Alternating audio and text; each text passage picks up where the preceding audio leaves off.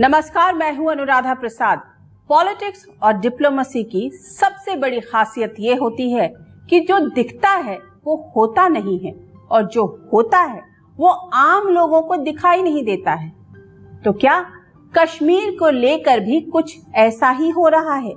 प्रधानमंत्री नरेंद्र मोदी का जम्मू कश्मीर की मुख्य धारा के राजनीतिक दलों का सर्वदलीय बैठक बुलाना, फारूक अब्दुल्ला और महबूबा मुफ्ती जैसे नेताओं का दिल्ली दौड़े चले आना, लाइन ऑफ कंट्रोल पर आतंकवादी गतिविधियों का कम होना, पाकिस्तान की ओर से सरहद पर साजिशों का कम होना, पाकिस्तानी फौजियों की बंदूकों का शांत होना, क्या ये सब एक इत्तेफाक है या फिर दुनिया की कूटनीति में हुए बदलावों का साइड इफेक्ट? आज मैं आपको समझाने की कोशिश करूंगी कि जम्मू कश्मीर की सियासत से जुड़े किरदार तो पुराने हैं, लेकिन उनकी ख्वाहिशें कैसे बदल गई हैं। अनुच्छेद 370 खत्म होने के 22 महीने के बाद कश्मीर की सियासत अब किस रास्ते आगे बढ़ेगी?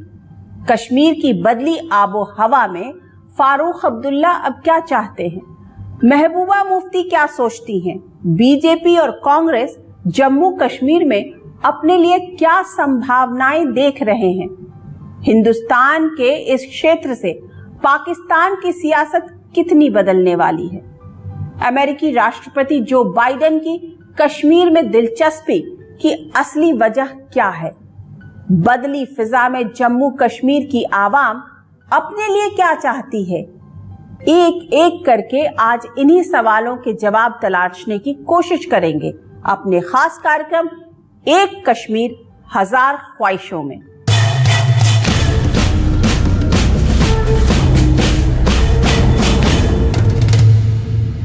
24 जून को जब जम्मू कश्मीर के नेता दिल्ली आए और प्रधानमंत्री निवास यानी 7 लोक कल्याण मार्ग की तरफ बढ़ रहे थे, तभी अचानक राजधानी का मौसम बदल गया। प्रचंड गर्मी से बेहाल लुटियन जोन में ठंडी हवा बहने लगी, हल्की बूंदाबांदी भी हुई। ग्रह नक्षत्र में विश्वास रखने वाले लोग इसे शुभ संकेत मानते हैं। जम्मू कश्मीर से अनुच्छेद 370 खत्म किए जाने के बाद ये पहला मौका था जब सूबे के नेताओं को मुल्क के प्रधानमंत्री और गृह मंत्री के सामने अपनी बात खुलकर रखने का मौका मिला, वो भी एक छत के नीचे, एक साथ। बड़े से बड़े गतिरोध को मिल बैठकर खत्म करने का ही नाम लोकतंत्र है और लोकतंत्र इसी बातचीत की प्रक्रिया से मजबूत होता है। एक बात साफ है कि प्रधानमंत्री ने सर्वदलीय बैठक में जम्मू कश्मीर के नेताओं की बातें गंभीरता के साथ सुनी। मीटिंग से बाहर निकले जम्मू कश्मीर के ज्यादातर नेता भीतर ही भीतर संतुष्ट भी रहे, भले ही उनके सुर थोड़े अलग अलग दिखे। लेकिन अनुच्छेद 370 खत्म होने के बाद पहली बार उन्हें विधानसभा चुनाव की उम्मीद बंधी। यही उमर अब्दुल्ला भी चाहते हैं और यही महबूबा मुफ्ती भी। बदले समीकरण में कश्मीर की बड़ी पार्टियों के नेता अच्छी तरह जानते हैं कि उनकी सियासी हसरतें तभी अंजाम तक पहुंचेंगी जब सूबे में चुनाव होंगे।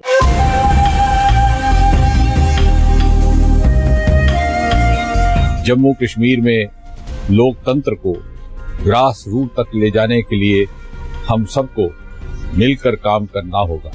एक मुलाकात से न दिल की दूर होगी, ना दिल्ली की दूरी होगी, कम होगी।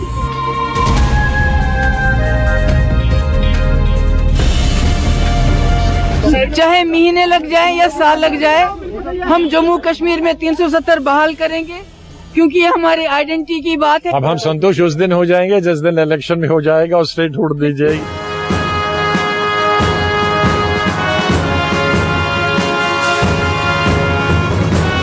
सबकी अपनी ख्वाहिशें, सबका अपना आसमान। जम्मू कश्मीर के सभी बड़े नेता उम्मीदों के घोड़े पर सवार होकर दिल्ली पहुंचे। शायद ही ऐसी तस्वीर पिछले कुछ दशकों में सामने आई हो। 5 अगस्त 2019 के बाद तो शायद ही नेताओं ने भी इस तरह की तस्वीर की कल्पना की हो, लेकिन राजनीति में कुछ भी नामुमकिन नहीं होता। अब सवाल उठता है कि बदले सियासी माहौल में कश्मीर के नेता चाहते क्या हैं? सबसे पहले बात महबूबा मुफ्ती की। पीडीपी सुप्रीमो महबूबा मुफ्ती की सियासी जमीन कश्मीर घाटी में बुरी तरह सिमट चुकी है। जम्मू कश्मीर में सत्ता के लिए बीजेपी से गठबंधन पीडीपी के लिए नुकसान का सौदा साबित हुआ। पार्टी के जो नेता कभी उनके पिता मुफ्ती मोहम्मद सईद के साथ कंधे से कंधा मिलाकर खड़े रहते थे, वो या तो पीडीपी में किनारे लगा दिए गए या खुद किनारे हो गए। ऐसे में महबूबा लगातार कमजोर होती गई। जम्मू कश्मीर से एक झटके में अनुच्छेद 370 और 35A खत्म किया जाना महबूबा की सियासत पर बिजली गिरने से कम नहीं था। भड़की महबूबा तिरंगे के खिलाफ भी बोलने लगी। उन्हें नजरबंद कर दिया गया। लंबे समय तक लोगों से दूरी की वजह से महबूबा और उनकी पार्टी लोगों के जहन से उतरने लगी। ऐसे में अब महबूबा अपने तेवरों के जरिए घाटी के लोगों को एहसास दिलाने में जुटी है कि वो अपने पुराने मुद्दों को भूली नहीं है। बहुत तकलीफ में है जम्मू कश्मीर के लोग। 2019 5 अगस्त के बाद गुस्से में है, नाराज है, जज्बाती तौर टूट गए हैं, बड़ा ह्यूमिलिएटेड फील करते हैं। मैंने उनको कहा कि जम्मू कश्मीर में जो 5 अगस्त 2019 को जिस अनकॉन्स्टिट्यूशनल और इलीगल और इमोरल तरीके से 370 को हटाया गया, ये जम्मू कश्मीर के लोगों को कबूल नहीं है। महबूबा मुफ्ती चाहती हैं कि सूबे में जल्द से जल्द विधानसभा चुनाव हो, जिसमें वो घाटी के लोगों के बीच अपनी पकड़ दोबारा मजबूत बना सके। महबूबा जब नजरबंद थी तो उनकी बेटी इल्तिजा ने मोर्चा संभाल रखा था। ऐसे नए कश्मीर में महबूबा की एक ख्वाहिश अपनी बेटी इल्तिजा को सियासी तौर पर सेट करने की भी हो सकती है। शायद इसीलिए उनके बंद कमरे के अंदर और बाहर की बात में अंतर दिख रहा है। नए कश्मीर में नेशनल कॉन्फ्रेंस के नेता उमर अब्दुल्ला भी कश्मीर में अपनी पकड़ मजबूत बनाए रखना चाहते हैं।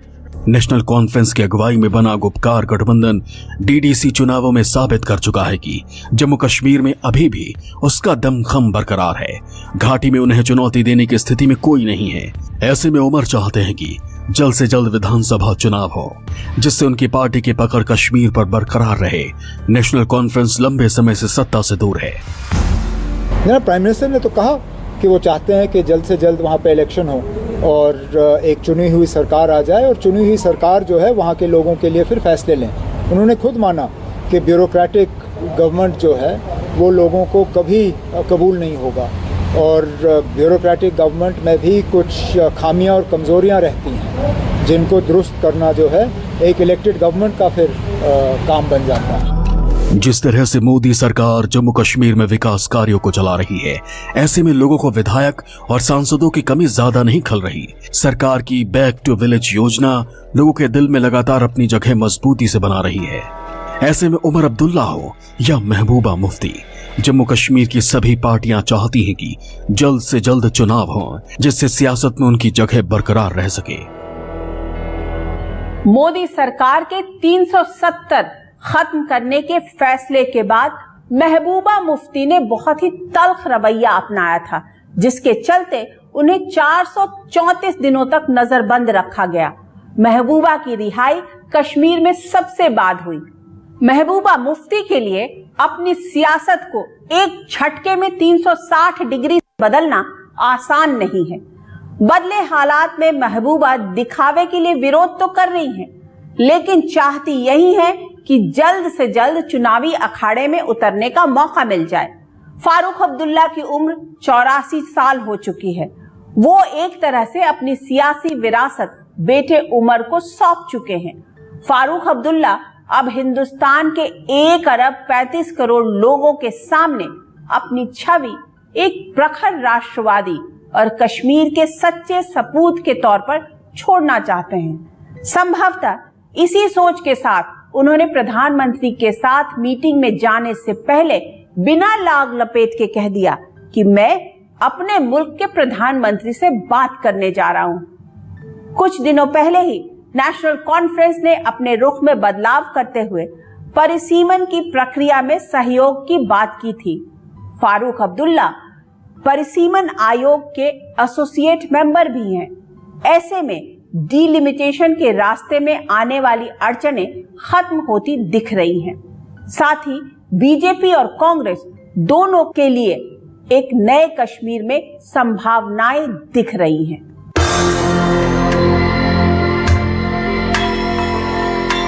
जम्मू कश्मीर में कांग्रेस को भी भरपूर संभावना दिख रही है।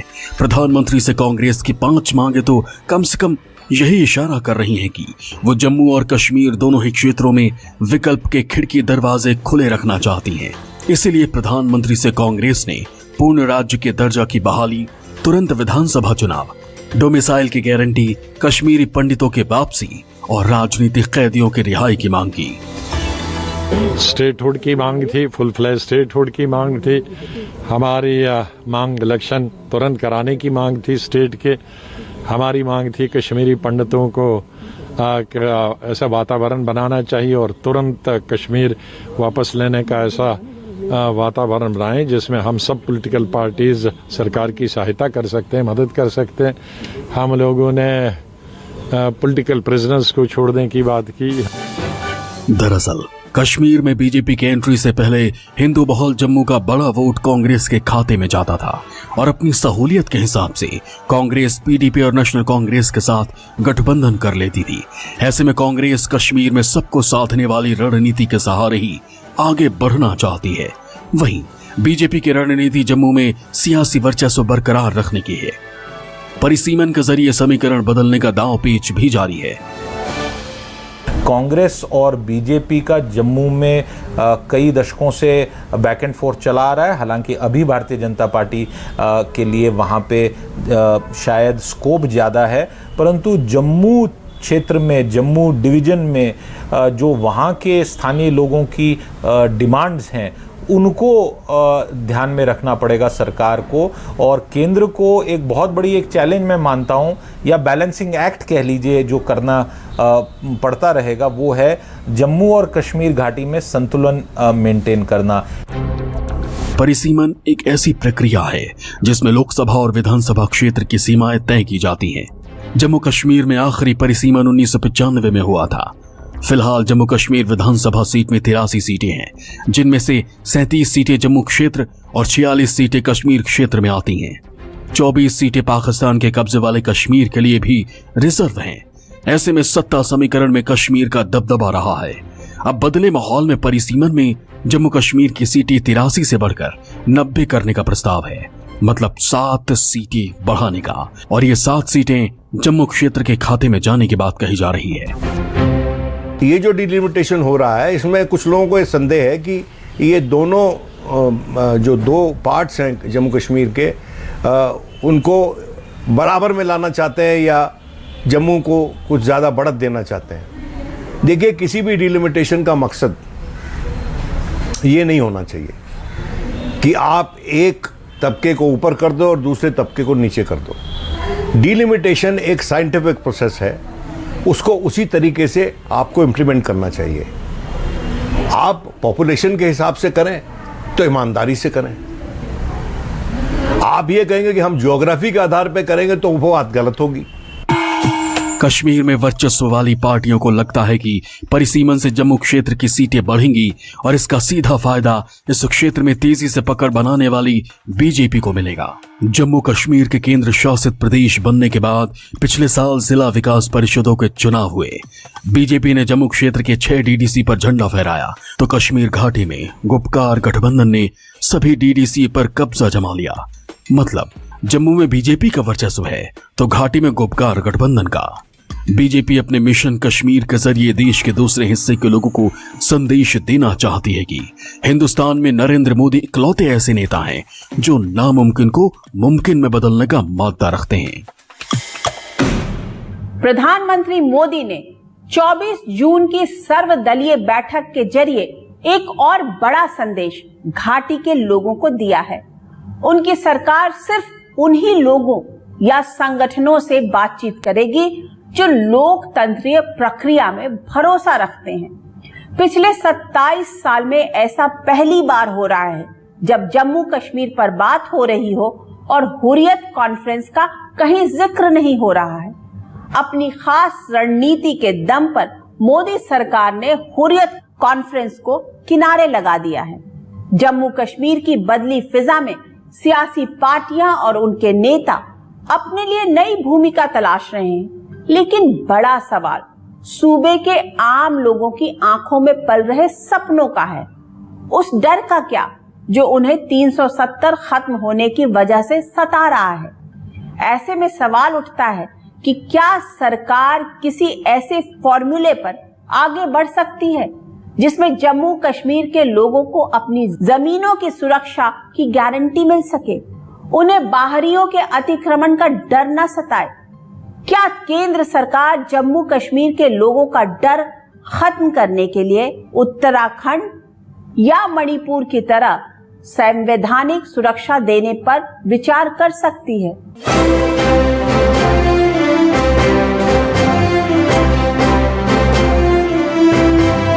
प्रधानमंत्री नरेंद्र मोदी अच्छी तरह से जानते हैं कि 370 खत्म होने के बाद जम्मू कश्मीर के लोगों को कौन सा डर सबसे ज्यादा सता रहा है। उनके किस डर का फायदा वहां के सियासी पार्टियां उठाती रही हैं। कॉन्स्टिट्यूशनली, डेमोक्रेटिकली, पीसफुली स्ट्रगल करेंगे, चाहे महीने लग जाए या साल लग जाए। हम जम्मू कश्मीर में 370 बहाल करेंगे, क्योंकि ये हमारे आइडेंटिटी की बात है। ये हमें पाकिस्तान से नहीं मिला था, ये हमारे मुल्क हिंदुस्तान ने, जवाहरलाल नेहरू ने, सरदार वल्लभ भाई पटेल ने खुद हमको दिया था। और जो जम्मू कश्मीर की आइडेंटिटी है, हमारे जॉब से, हमारी लैंड है, हमारा डोमिसाइल है, ये सारा सिक्योर करता है। इसमें कोई कॉम्प्रोमाइज नहीं होगा। कम से कम इस मीटिंग से एक नई शुरुआत तो हुई है। इस शुरुआत को कैसे आगे लिया जाएगा उसके लिए हम इंतज़ार करेंगे। हम इस मुल्क को कमज़ोर करने के लिए तो निकले नहीं हैं। हम अपना हक हासिल करने की लड़ाई लड़ रहे हैं। ऐसे में माना जा रहा है कि मोदी सरकार जम्मू कश्मीर के लोगों के बीच विश्वास बहाली के लिए बीच का रास्ता निकाल सकती है, बिल्कुल उसी तरह जैसा देश के कई राज्यों को संविधान के अनुच्छेद 371 के तहत खास अधिकार मिले हैं। मसलन हिमाचल प्रदेश में इस कानून के तहत कोई भी गैर हिमाचली खेती की जमीन नहीं खरीद सकता। मिजोरम में कोई गैर मिजो आदिवासी जमीन नहीं खरीद सकता, लेकिन सरकार उद्योगों के लिए जमीन का अधिग्रहण कर सकती है। नागालैंड में स्थानीय आदिवासियों की जमीन सुरक्षित रखने के लिए संविधान के 371 की तरह विशेष अधिकार दिए गए हैं। नागालैंड का स्थायी निवासी नहीं होने पर कोई भी जमीन नहीं खरीद सकता। इसी तरह के अधिकार मणिपुर और सिक्किम के लोगों को भी मिले हैं। असम के कुछ हिस्सों के लिए भी इसी तरह के प्रावधान हैं। अरुणाचल प्रदेश में भी बाहर के लोग स्थानीय लोगों की जमीन नहीं खरीद सकते। ऐसे में माना जा रहा है कि जम्मू कश्मीर के लोगों के मन से अनुच्छेद 370 का मोह हमेशा के लिए खत्म करने के लिए मोदी सरकार कोई बीच का रास्ता निकाल सकती है। इसमें से एक संविधान के अनुच्छेद 371 का भी हो सकता है। इससे जम्मू और कश्मीर दोनों ही क्षेत्र के लोगों को यकीन हो जाएगा कि उनकी जमीनों पर बाहरियों का कब्जा नहीं होगा। बदली आबो हवा में संपत्ति और सांस्कृतिक पहचान दोनों सुरक्षित रहेगी। मतलब जम्मू कश्मीर के लोगों का दिल और विश्वास दोनों ही जीतने में मोदी सरकार पूरी शिद्दत से लगी हुई है। दुनिया के नक्शे पर एक देश ऐसा भी है जिसका कश्मीर से तो कोई लेना देना नहीं है, लेकिन जम्मू कश्मीर की शांति बहाली में उसको अपना फायदा दिख रहा है। वो देश है अमेरिका। दरअसल अमेरिकी राष्ट्रपति बाइडेन इस साल 11 सितंबर तक अफगानिस्तान से अपने सैनिकों की वापसी का ऐलान कर चुके हैं और ये काम पाकिस्तान के मदद के बिना संभव नहीं है। पिछले 20 वर्षों में तालिबान से लड़ते हुए अमेरिका के 2300 से ज्यादा फौजी मारे गए हैं, 20,000 से ज्यादा जख्मी हुए हैं। इस जंग से अमेरिका पर $1 ट्रिलियन से ज्यादा का आर्थिक बोझ पड़ा है। अफगानिस्तान से निकलने के लिए कूटनीति की बिसात पर बड़ी कीमत चुकाने के लिए संभवतः राष्ट्रपति बाइडेन तैयार हो गए हैं। कूटनीति के मंझे खिलाड़ी बाइडेन अच्छी तरह जानते हैं कि भूखे पेट भजन नहीं होता और पाकिस्तान को फिलहाल आर्थिक मदद की जरूरत है। उसने भी इस जंग में अपने 70,000 लोगों को गंवाया है। उधर सऊदी अरब का सियासी मिजाज अचानक बदल गया है। जुलाई महीने से ही सऊदी अरब ने हर साल पाकिस्तान को $1.5 अरब का कच्चा तेल देने की डील को मंजूरी दे दी है। कूटनीति के जानकारों का मानना है कि ये सब अमेरिका के इशारे पर हो रहा है, क्योंकि पिछले साल कश्मीर मुद्दे पर ही पाकिस्तान और सऊदी अरब के रिश्ते बिगड़े थे। कहा तो ये भी जा रहा है कि राष्ट्रपति बाइडेन के कहने पर ही पाकिस्तान के प्रधानमंत्री इमरान खान ने LOC पर अपने फौजियों को शांत रखने की सख्त हिदायत दी है और अपनी खुफिया एजेंसी ISI को भी शांत कराया है। अब सवाल उठता है कि कश्मीर में अमेरिकी राष्ट्रपति बाइडेन और पाकिस्तान के वजीर आजम इमरान खान अपने लिए क्या देख रहे हैं।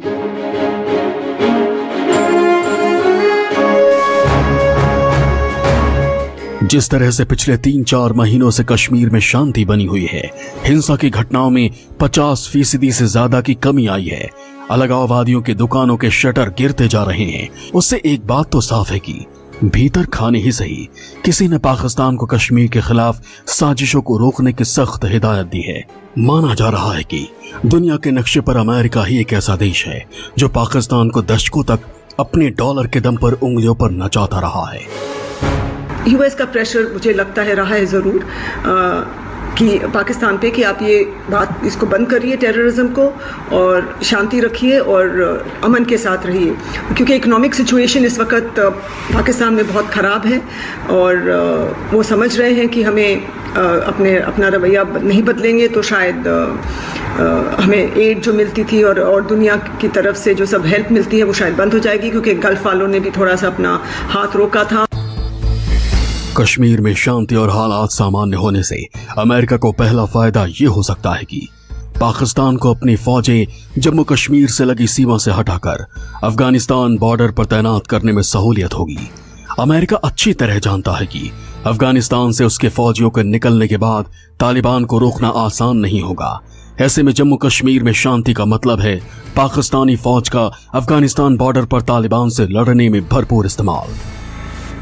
जो महाशक्तियां हैं, अमेरिका है, उसको दर्शाना चाहता है जो वो एक रिस्पॉन्सिबल पावर है और इसीलिए UAE और इजराइल का भी वहां पर रोल लगता है। UAE ने तो इसको कबूल किया है जो उन्होंने पाकिस्तान के ऊपर दबाव डाला है, ये अपने जो वहां से आतंकवाद को बढ़ावा देता है उसको कम करने के लिए, और इजराइल का भी इसमें रोल हो सकता है इनडायरेक्टली, अप्रत्याशित अनडिफाइंड तरीके से। तजाकिस्तान के दुशांबे में शंघाई सहयोग संगठन की बैठक में भारत के राष्ट्रीय सुरक्षा सलाहकार अजीत डोभाल भी पहुंचे और पाकिस्तान के NSA मोईद यूसुफ भी। अजीत डोभाल ने आतंकवाद के मुद्दे पर पाकिस्तान की जमकर खिंचाई की। कश्मीर में कई बड़े आतंकी घटनाओं के लिए जिम्मेदार लश्कर-ए-तैयबा और जैश-ए-मोहम्मद का नाम लेकर पाकिस्तान से कार्रवाई की मांग की। दुशांबे में डोभाल ने आतंकवाद से निपटने का रास्ता दिखाया और अगले ही दिन दिल्ली में जम्मू कश्मीर मुद्दे पर सर्वदलीय बैठक में पहुंच गए। भारत की कूटनीतिक घेराबंदी से लेकर सर्जिकल स्ट्राइक तक से पाकिस्तानी हुक्मरान अच्छी तरह वाकिफ हैं। बदले माहौल में इमरान खान के लिए यही बेहतर होगा कि वो LOC पर गोलाबारी और कश्मीर में अपनी खुफिया एजेंसी ISI की खुराफात पर कंट्रोल रखें। जम्मू कश्मीर की सियासी पार्टियों के लिए भी यही फायदेमंद होगा कि सूबे में लोकतंत्रीय व्यवस्था बहाल करने में केंद्र सरकार का पूरा सहयोग करे और परिसीमन प्रक्रिया पूरी होने के बाद चुनावी अखाड़े में अपनी किस्मत आजमाएं। PM मोदी पहले ही ऐलान कर चुके हैं कि वो दिल्ली और दिल की दूरी खत्म करना चाहते हैं। इसके लिए सिर्फ एक सर्वदलीय बैठक या मुलाकात काफी नहीं है, ये सिलसिला जारी रहना चाहिए। आज के इस खास एपिसोड में बस इतना ही। अगले हफ्ते आपसे फिर मुलाकात होगी किसी ऐसे मुद्दे के साथ जिसे जानना और समझना आपके लिए बहुत जरूरी होगा। तब तक के लिए मुझे दीजिए इजाजत। निष्पक्ष खबर, सटीक विश्लेषण और अपने हक से जुड़े मुद्दों के लिए आप देखते रहिए न्यूज़ 24। नमस्कार।